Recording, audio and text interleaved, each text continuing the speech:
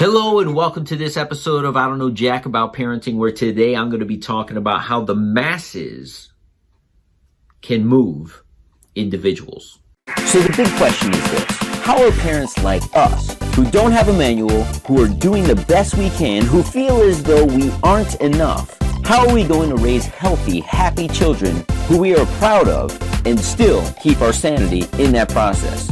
That's the question, and this podcast will give you the answers. My name is Ryan Roy, and welcome to I Don't Know Jack About Parenting, a podcast for parents who are being real with themselves. Hello and welcome back to this episode of I Don't Know Jack About Parenting, where today I'm going to be talking about how the masses, when you see a group of people doing something, how that can move individuals to join the masses. That could be in a positive way or that could be in a negative way. And I want to share with you in a positive way how that has happened. See, I'm going to talk about the FBI Dads program at my son's school. Once again, I'm very proud of this. It's fathers being involved. When I came to the school, just for those of you who may not have listened before, literally not very many dads got involved. And when they did, they came and they read for 10 minutes to the classroom and they were gone, which is awesome, right? There's nothing wrong with that. But I would love and wanted to and desired for men to get involved in other ways. Now here we are as it's grown and you can't get parking on a FBI Dad's breakfast morning. It's mass chaos. There's too many dads. There's a lot of moving parts. And at the end of the day, it's a beautiful sight. So I want to share with you a story that one of the counselors at the school shared with me. And this is just the ripple effect that I talk about. It was an FBI Dad's breakfast morning. It was the second one of the year. It was just a few weeks ago. And there were a ton of kids coming into the school with their parent, their father, or a father figure, an uncle, a cousin, a older brother, a grandfather. And there was a mom who normally walks their child to school that day, school every day, walks them into the class, into the school, And the counselor, the main counselor, is right there at the doorway as she sees and knows most of the kids, and she could tell whether or not something's off or not, right? It's kind of those extra eyes and ears at the front door for security purposes. And she witnesses the routines of a lot of these parents as they walk their kids to the door. And this little boy got walked by his mom, and you could tell he was a little distraught as he saw all the dads. She told me that the mom actually walked the little boy outside. They sat on a bench at the front of the school, and they got Dad on FaceTime. They spent about 10 minutes having a conversation that morning, and Dad said, "Hey, I'm sorry I can't be there, but we wouldn't have had this special time had there not been the Dad's breakfast. I'm going to make it up to you." And the kid went in to school that day extremely happy because he got to spend some extra time with his dad that morning. And his dad told him, "I love you."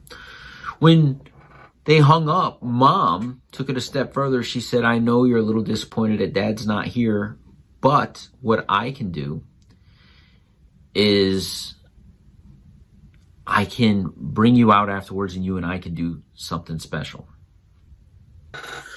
Then the mom proceeded to bring the child into the school, right?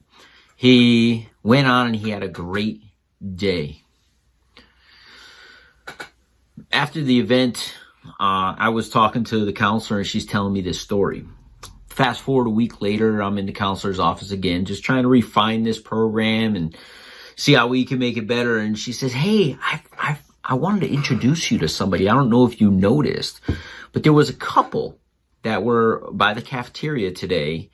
And remember that kid I told you about that FaceTime with his father? Mom must have said something to him."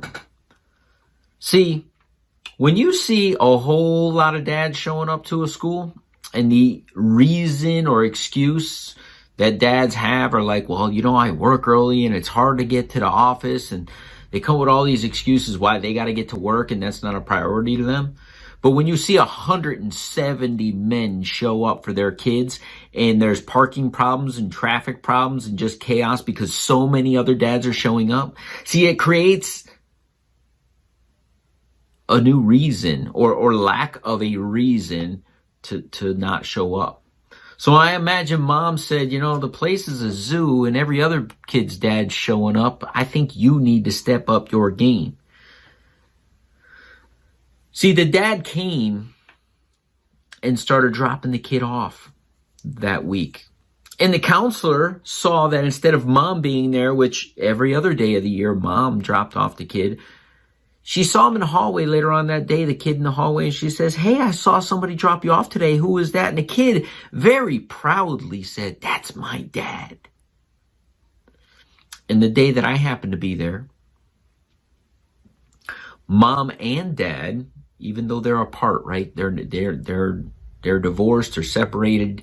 Mom and dad were showing up this particular day when she pointed this parenting couple on a bench outside a cafeteria. She says, "What you don't know is he had not been to the school all year.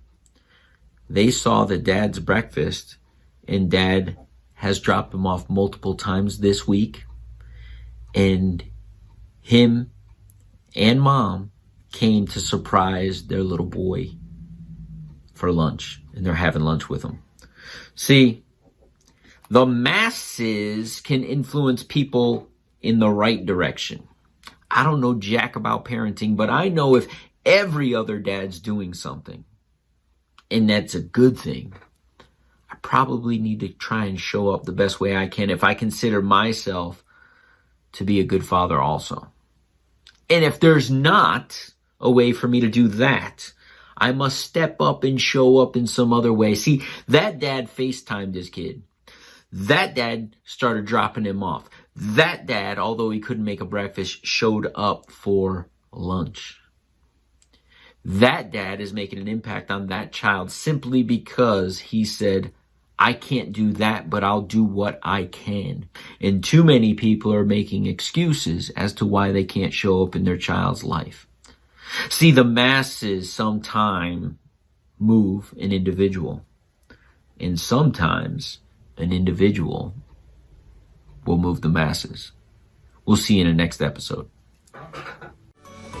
Do you want to be the dad you wish you had? If so, go get my free book, Be the Dad You Wish You Had, at BeTheDadYouWishYouHad.com. Inside, you'll find my most effective 40 tips to quickly and easily transform yourself into the ideal dad. Go to BeTheDadYouWishYouHad.com now and get it while it's free.